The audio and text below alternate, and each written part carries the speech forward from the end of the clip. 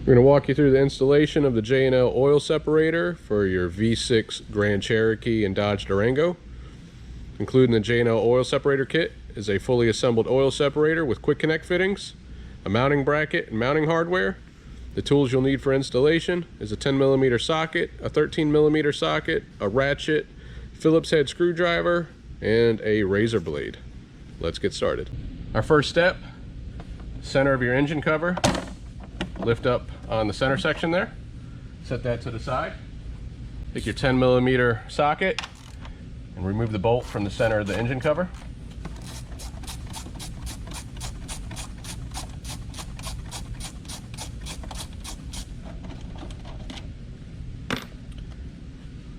Once that's out, you're going to lift up on the front of the cover. It's in 2 grommets. It's also in a grommet in the rear. You lift up on that corner, and then your last grommet is on this back corner. You're going to want to lift up near it, and that will pull the engine cover out of the way. Next, we're going to locate our PCV line, which is this line here. It's running around the back of the intake manifold and makes its way to the PCV valve. To release this fitting, you're going to press on this release point here. So you're just going to apply some pressure to that and pull, and that pulls right off. It'll pull out of these clips. And then on the back of the manifold, it's actually in another style clip that is just clipped around the hose. So you have to work that around the back, get that unclipped. All right, in the back of the valve cover, passenger side, there's the other PCV connection. This is going to our dirty side. Same thing, you're going to press that white clip inward and then lift up on the fitting. May need to use 2 hands. It can be tight, but it will pop up and pop out. With that side disconnected, we're going to feed the stock PCV line out. Kind of rotate it around. Don't pull on it too hard. And we're going to set that to the side. You may want to hang on to this, put this in a safe place in case you ever want to return the vehicle to stock. We're going to prep our oil separator for installation. We're going to go ahead and mount our bracket to it, align the logos, use the supplied screws to mount the bracket to the oil separator.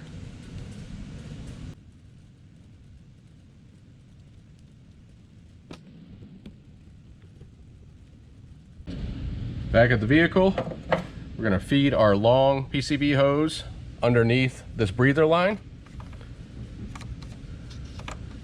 Just kind of route it back. You're going to go underneath this wiring harness. And you're just going to kind of push that back there for now. We're going to go ahead and make our connection at our intake manifold. Just simply plug it on. And then we're going to grab the supplied stud.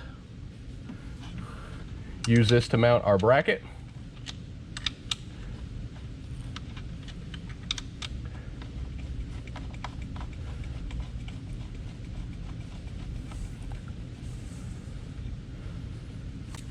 So now we're going to go ahead and tighten that stud up.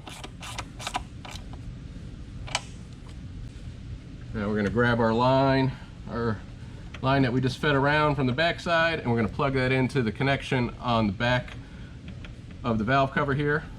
It'll snap right in, like so. Now our last step is we're going to refit our engine cover.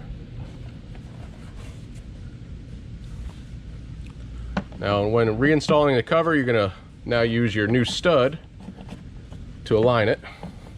So that's going to go through the center hole of the engine cover.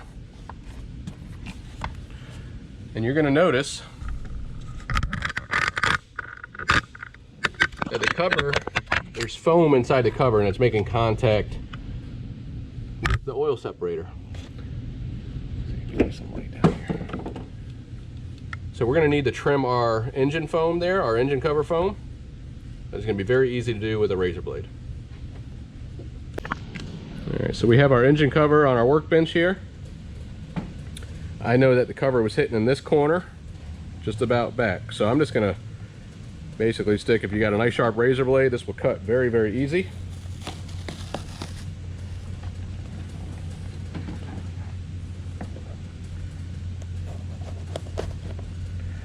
I'm just going to cut a section of the foam out.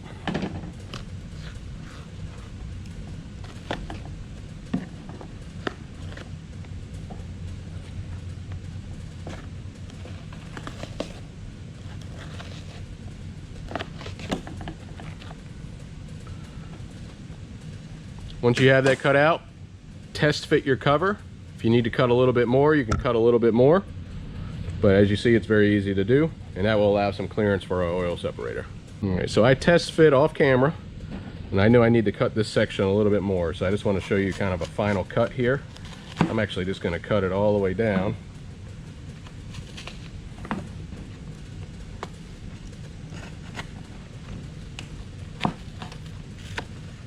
And that should give us plenty of clearance.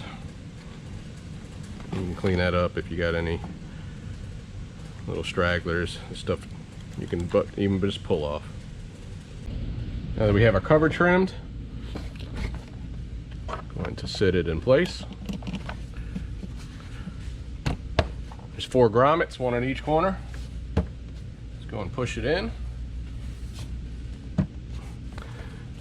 And then we're going to use the supplied nut that was with your kit to secure the center bolt now.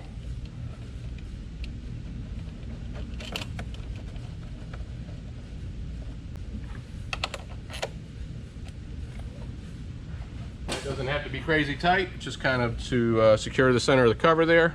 Most covers are just actually installed with grommets. Put your center section back in.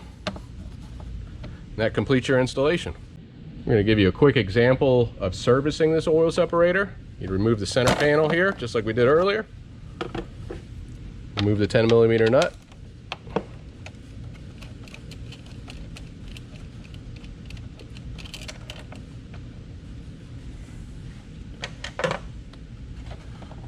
Pull up on the front of the cover. Make sure if you lose your little insert there, you just sit it to the side. Side of the cover. So cover's up out of the way. Now, you can actually get your hand in here to loosen this oil separator. But if you needed more space, you would remove this stud. And then to release these fittings, you just press the green button. This is just like the white button that was on your factory. Press that in, and you would pull that off. But to get that off, you would have to get this off of the bracket off of the motor here to get you the space to do it. Now, your average collection of most oil separators is about 1 ounce of oil every 1,000 miles. I'll warn you, in our experience with the 3.6 and other platforms, they collect at a higher rate than that. So we would very much like you to check this after 500 to 1,000 miles to get an idea of how much yours collects. Take advantage of the stickers that we supply for your intervals. But once you check it a few times, you'll get an idea of how much yours is actually collecting and how frequently you need to check it. If you have any questions, please reach out. We appreciate you watching, and we'll see you on the next one.